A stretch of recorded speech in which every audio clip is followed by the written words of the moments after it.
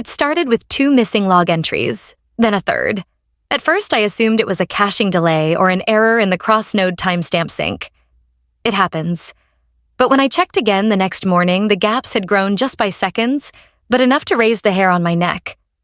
The pings were offset by nanoseconds in ways they shouldn't have been. Permissions were duplicated, but the fingerprints were wrong. Someone had been inside the ArcLight environment. I ran a differential audit at 3:17 a.m., just to be safe.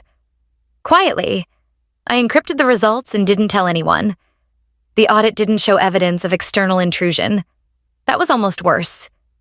If it had been a breach, I could have raised the alarm. But no, this was internal.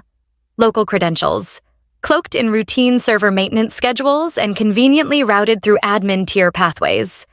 Someone with deep access had been poking around. I documented everything. Named the file Noise Filter Evaluation Q3, completely benign to anyone skimming titles. I copied the logs to a flash drive I kept in a ceramic mug marked Thermal Decay Metrics, shoved into the back of my second desk drawer. Not because I was scared, because I'd built enough systems to recognize a hand that wasn't mine. At 9:42 a.m., I flagged the discrepancies to IT, just to see how they'd respond. Probably a sync error, Noah replied without looking up from his energy drink. These test nodes throw off false flags all the time. I nodded.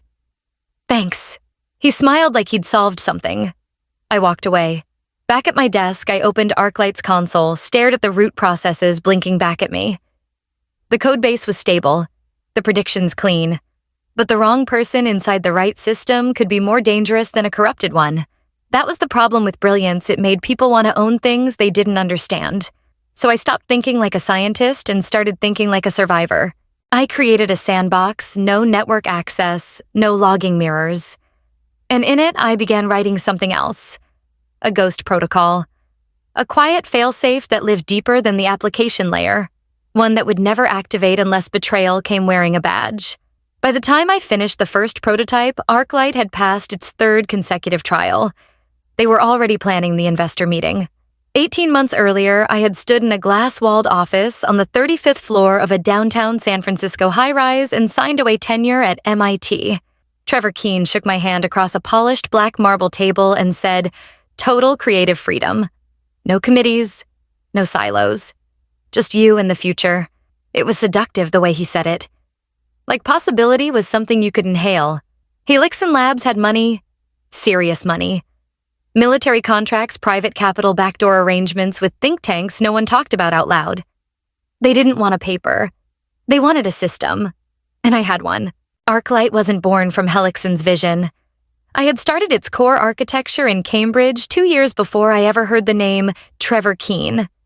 It began as a theoretical framework for modeling pressure points across complex systems, economic, geological, behavioral. I used seismic forecasting as the entry point because people understood earthquakes. Markets weren't so different, just messier. Trevor loved it. Said it would reshape predictive finance. I told him that wasn't the point. He nodded like he understood. He didn't. Still, the first year was everything he'd promised. Unlimited resources, late-night breakthroughs, a team of 4 engineers who let me lead without posturing.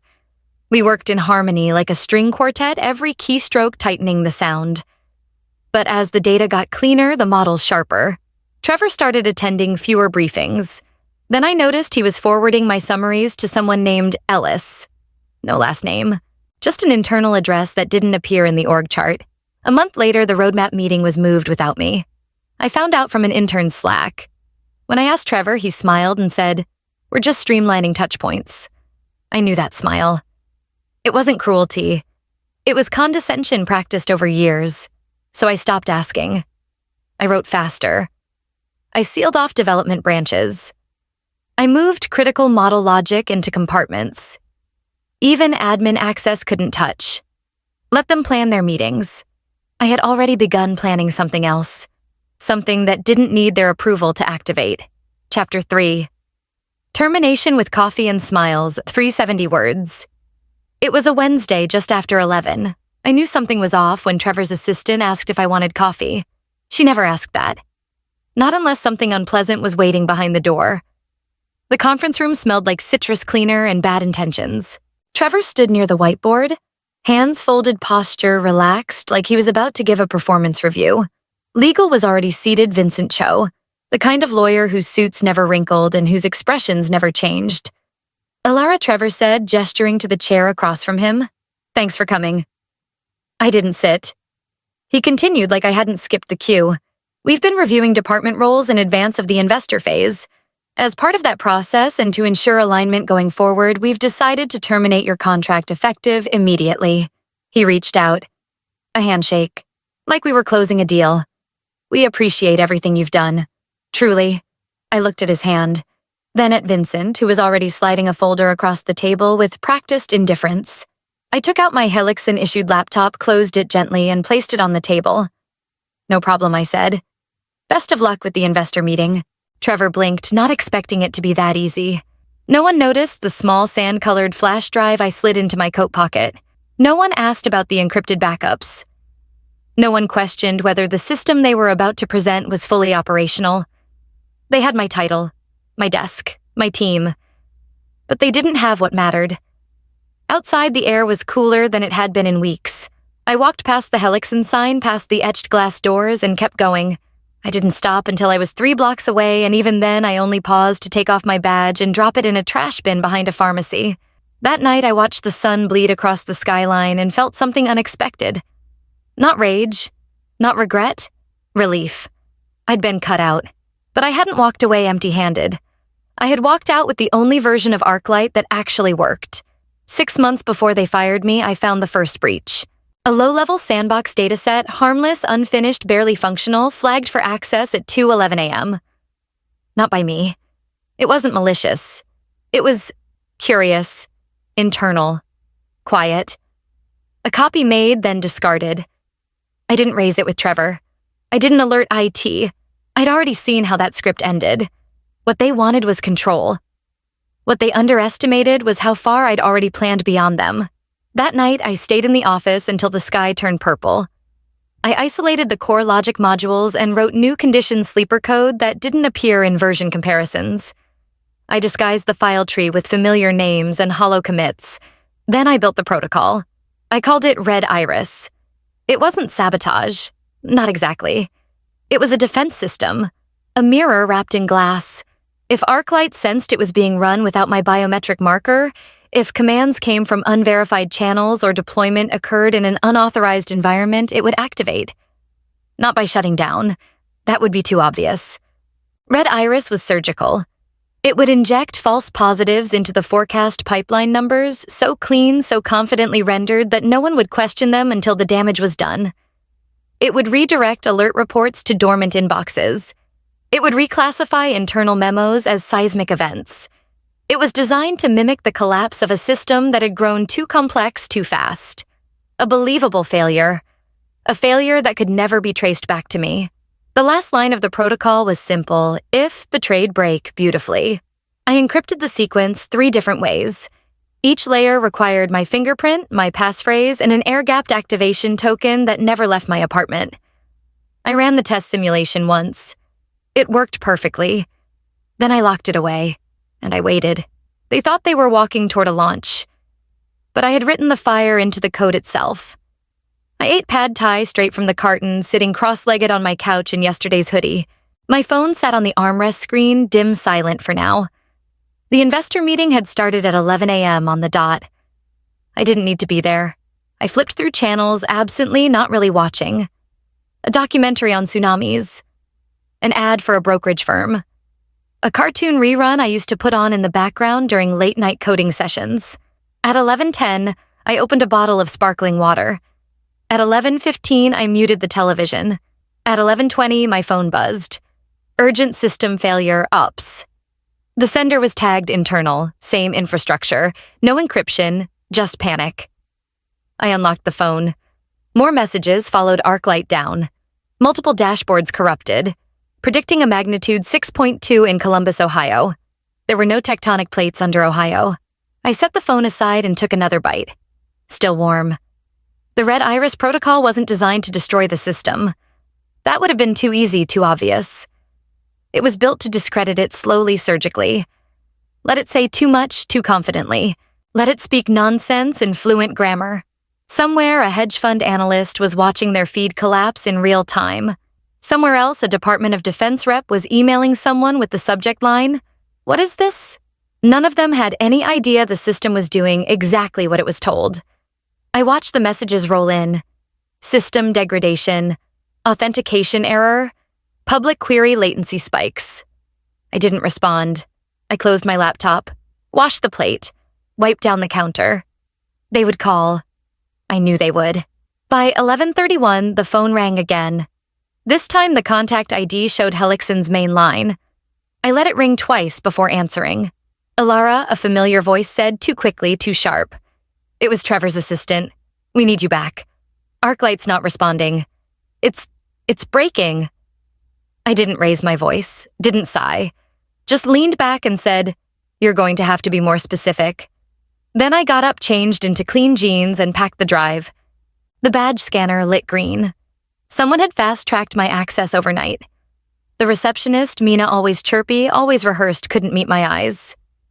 She offered a soft, "They're waiting in ops," and quickly turned back to her screen like she hadn't just seen me marched out of the building 2 days ago. I walked the hall like I'd never left. The silence was heavier now. Doors half closed. Conversations clipped. I passed a conference room where 2 engineers stared into a frozen dashboard. A third rubbed his temple like it was going to stop the spinning. Operations was a mess. 3 terminals were lit up with cascading logs. Forecast modules blinking red. A massive wall screen showed a global map riddled with false seismic events: Tokyo, Kansas City, Oslo. Trevor stood in the center sleeves, rolled tie off. He looked like someone who'd practiced crisis management but never expected to need it. "Alara," he said too loudly. "Thanks for coming in." I didn't bother responding. I walked to the console. One glance told me enough. Red Iris had been triggered. Every line of predictive code had inverted its risk logic. The system was running as intended under the assumption it had been stolen. A junior analyst gestured at the screen. It flagged a team calendar as a Class 3 disturbance, and our internal memo on investor prep as a potential tsunami. I almost laughed. Trevor stepped closer. "What did you do?" I didn't look at him. "I protected it," I said. "You tried to run it without me." "That's not an error. That's enforcement."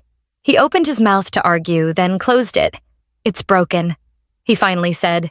"We need it stable for the next demo or everything falls apart." "You broke it," I corrected.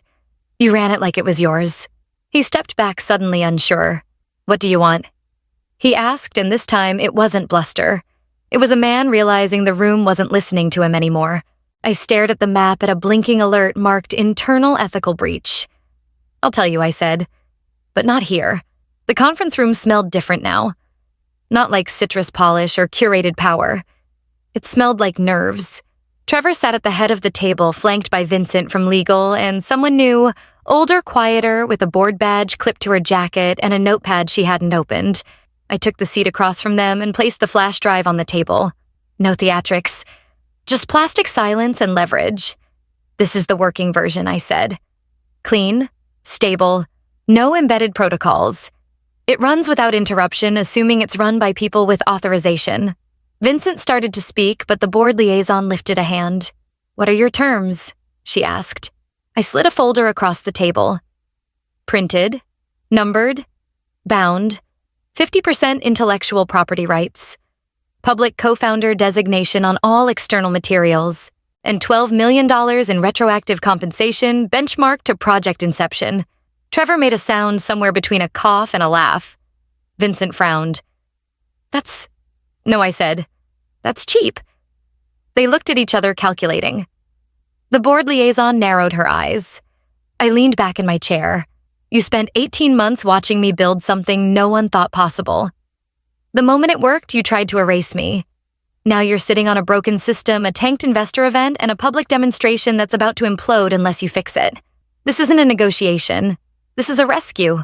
Trevor finally spoke. "And if we say no," I tapped the flash drive once gently. "Then your flagship dies. Your investors walk. And I take my system to someone who doesn't need to be tricked into keeping promises. And this time I file the IP paperwork myself." The board liaison glanced at the others, then picked up the folder. No more arguments. Trevor didn't speak again. Not right away. I stood slow and calm. When you're ready to move forward, I said, call me. I left the flash drive on the table. Let them sit with it. Let them realize that the price of underestimating me had just compounded. The lights dimmed and the room went quiet. A hum of anticipation hung in the air, thick with capital and caffeine. Every seat in the investor auditorium was full venture firms, foreign fund delegates, 2 suits from the Department of Defense. Trevor stood just off stage, his expression unreadable. I didn't look at him. I stepped to the podium, adjusted the mic once, and pulled up the presentation on my tablet.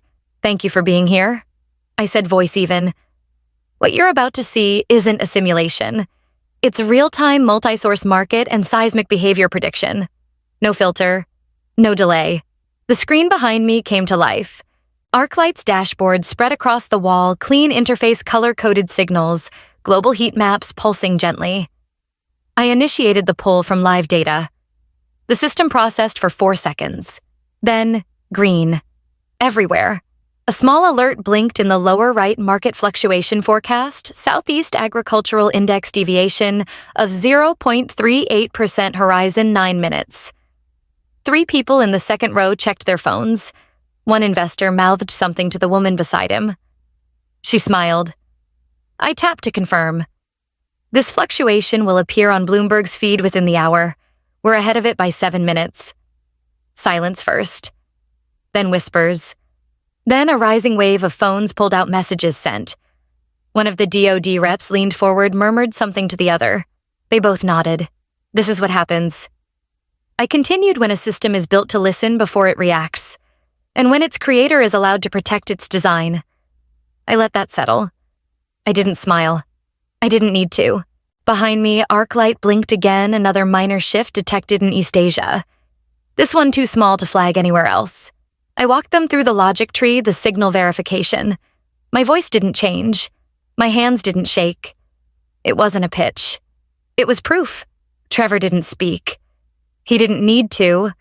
Every glance, every tightened jaw, every nod from the front row said what he never could she won. The applause didn't come all at once. It built like recognition does, slowly, then all at once. And the next morning, the calls began. Backstage, after the lights faded and the last applause dissolved into hallway chatter. Trevor found me leaning against the side wall, arms crossed. He looked like he hadn't slept. He probably hadn't. Did you always plan this? He asked, voice lower than usual. I didn't answer right away. I wanted the weight of the question to hang there a little longer.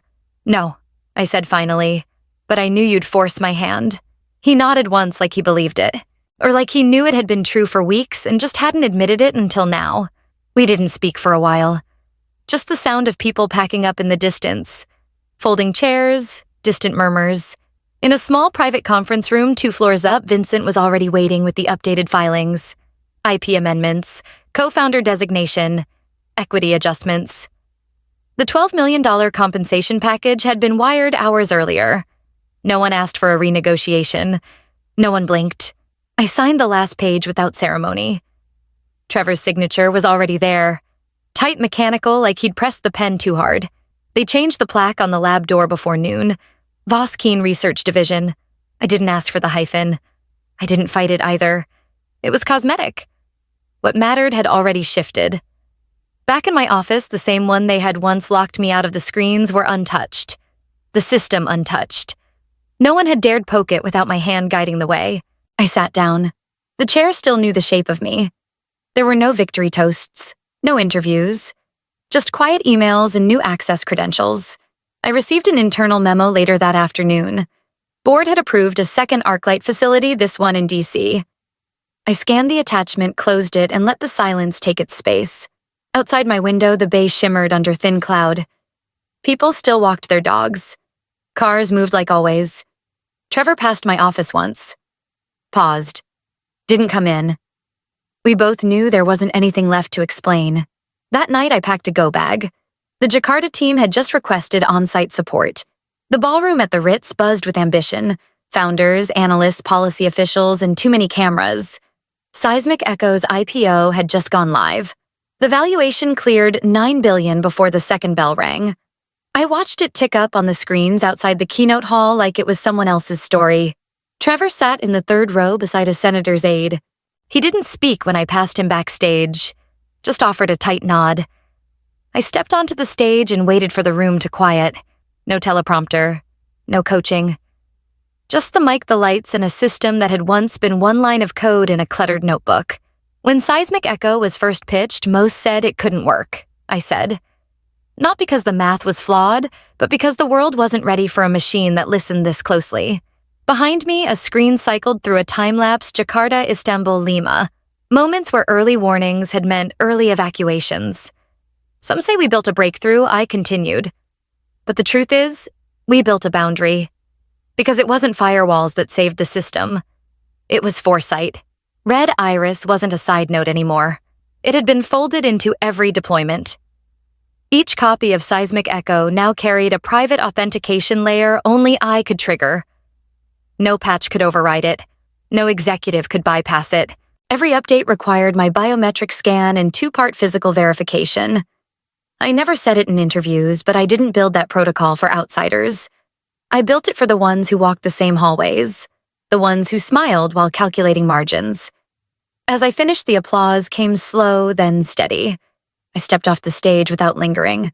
Back in the green room, I received a ping on my phone. Seismic Echo had issued a new detection alert. Minor activity. Coastal Taiwan. Low risk.